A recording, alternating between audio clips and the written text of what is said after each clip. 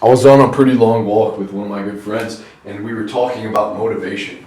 I told him that in my life now, I feel the pull to constantly get pumped up. And I believe that we live in a culture that reinforces being pumped up constantly. If you visit Instagram and you are following a bunch of, I think like Think, Grow, Prosper, just a bunch of different quotes. We see people that are ripped and shredded, and we get this you probably feel like once you see that sometimes that you're gonna go crush it in the gym. Or another way to get pumped up is music. I mean, how easy is it to just load your iPod up and listen to music? Okay, but one of the dangerous things about being pumped up, guys, is that even being motivated, none of us really need to be motivated. All right? The way that you're motivated is by having something to reach for that you want very badly. Okay?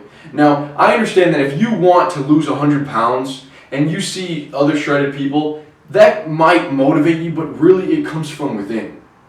A motivational video on YouTube showing a bunch of guys doing crazy things is not going to motivate you as much as you having a reason.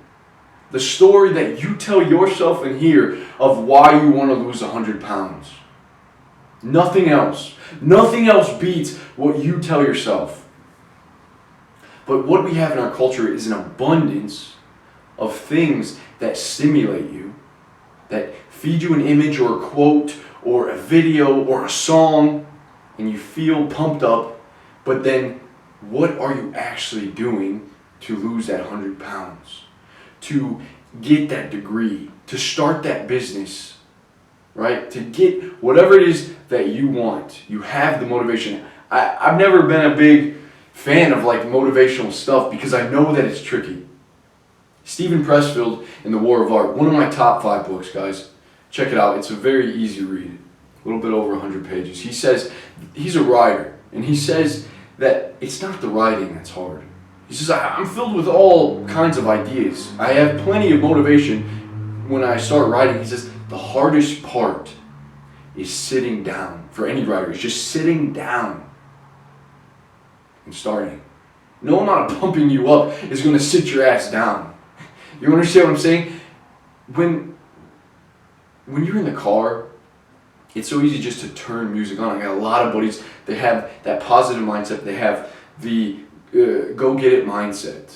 But when it comes to actually doing the work, even for myself, when it comes to actually sitting down and doing the work, that's not what we're pumped up to do. We're pumped up is a feeling where the work is actually the doing. See, you have to sit your ass down, and that's not fun. But that, over time, the consistency, the dedication, is what gets you where you want to go, right? You don't get a good physique by getting pumped up. You get a good physique, the guys in the IFBB, the pro-level physiques, or even a good physique in general, is done by dedication, hard work, and consistency. And you can say, a lot of people are, I'm just looking for motivation. Don't look outside of yourself for motivation. That does not get you to where you want to be. It has to be something that starts in here. I really want this for a reason. You have your own reasons of what you want in life. You want the good life. You know what you want it for. Maybe it's status. For a lot of males, it's status. It's to be the best that you can possibly be.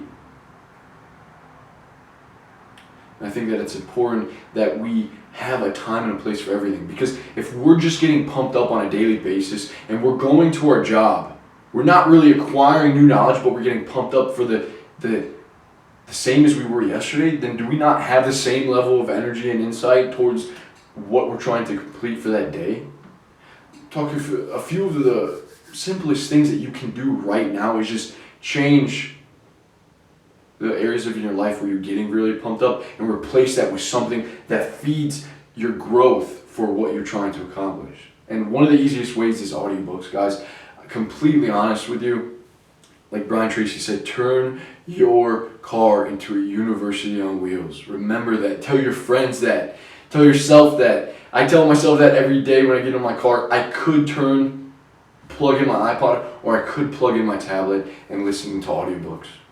I could. And what does that do? It makes that 15 minutes where I'm commuting to work, it makes it, my mind is now thinking of new ideas and new thoughts and relating them to what I am trying to accomplish in my work, in getting me to where I want to be. I have the motivation. I don't need to be more motivated. No, what I need is more knowledge.